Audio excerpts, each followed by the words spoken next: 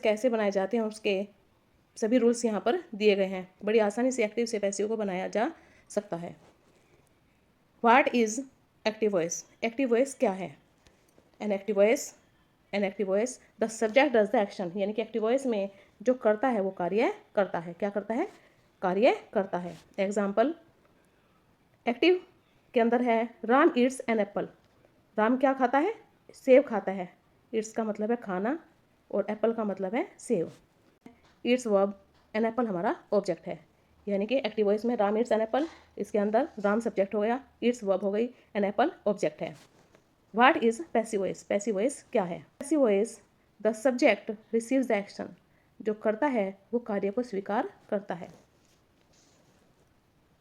Example, an apple is eaten by Ram. An apple हमारा क्या है? ऑब्जेक्ट है।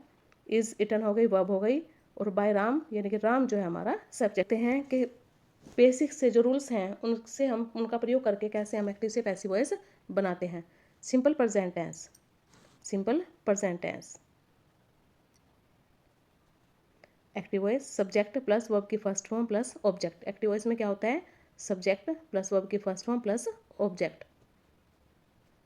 Passive voice object plus is, am are plus verb की third form plus by और plus subject. ये हमारा जो फॉर्मूला है एक्टिव वॉइस का, सब्जेक्ट प्लस वर्ब की फर्स्ट फॉर्म प्लस ऑब्जेक्ट हो गया।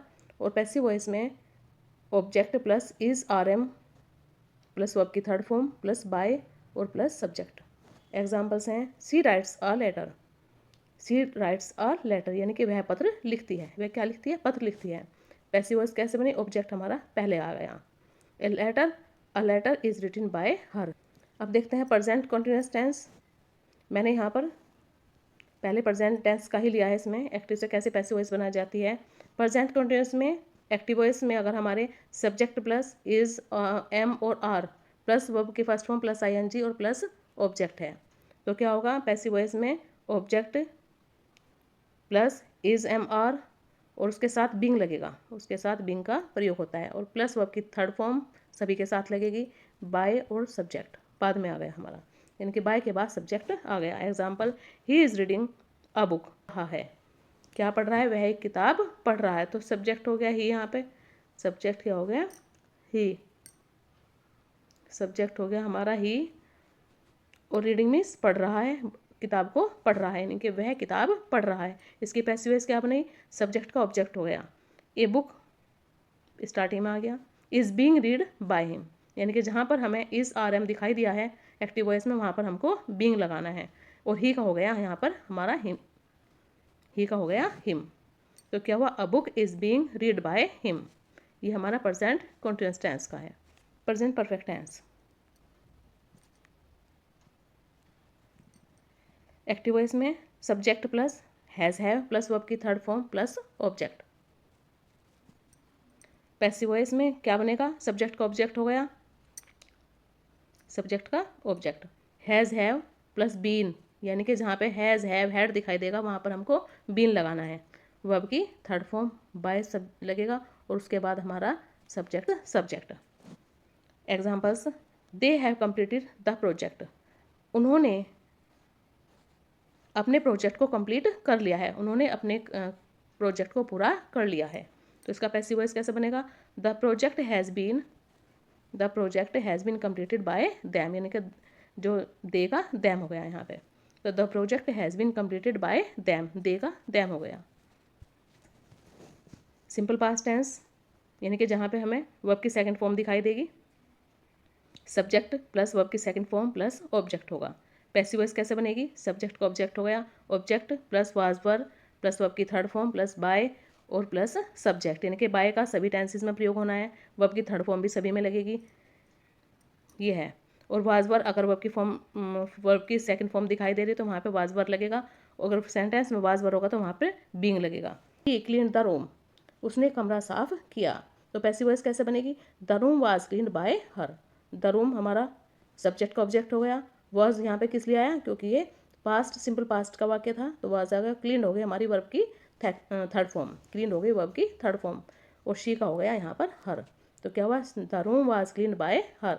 अब past continuous tense, active voice का formula subject plus was were plus verb की फर्स्ट फॉर्म के साथ ing और प्लस हमारा ऑब्जेक्ट।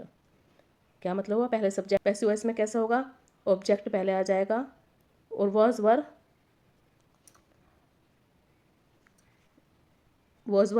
फिर वॉज वर के साथ बीइंग लगेगा, वर्ब की थर्ड फॉर्म सबके साथ आएगी, बाय भी सबके साथ आएगा और फिर यहाँ पर सब्जेक्ट हो गया।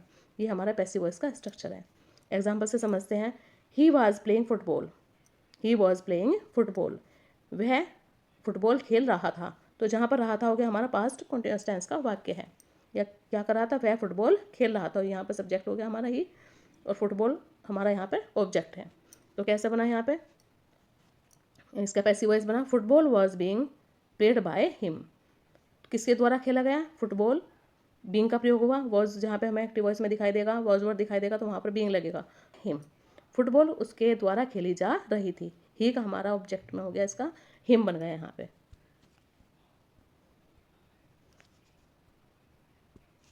अब देखते हैं पास्ट का। पास्ट परफेक्ट टेंस का स्ट्रक्चर जो है, सब्जेक्ट प्लस हेड आ गया यहाँ पे। पास्ट परफेक्ट में क्या लगेगा, हेड, हेड लगे यहाँ पे, वर्ब की थर्ड फॉर्म और प्लस ऑब्जेक्ट। एक्टिव वॉइस में हमारा एक्टिव वॉइस का स्ट्रक्चर है। पैसिव वॉइस कैसे बनेगी, ऑब्जेक्ट, सब्जेक्ट का object, had been, has have had के साथ बीन लगेगा, वर्ब की थर्ड फॉर्म बाय और फिर सब्जेक्ट।